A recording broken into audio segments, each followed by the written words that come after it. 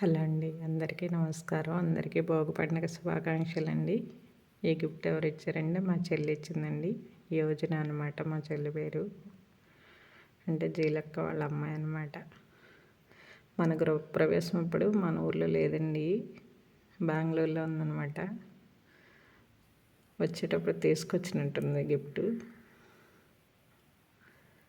ఇల్లు చూస్తాకి ఈ మధ్యకాలంలో రమ్మంటే రాలేదండి. నిన్నే వచ్చారు వాళ్ళ ఆయన గారు ఆవిడ. కృష్ణ అయితే చాలా బాగున్నారు కదండి. ఇల్లు కట్టుకున్నాకల్లాగా ఈ కృష్ణ భగవాన్ పెట్టుకోవాలని చాలా కోరికండి నాకైతే. అసలు వెలకి అట్టలేని గిఫ్ట్ ఇలా ఉందండి నాకైతే ఇది.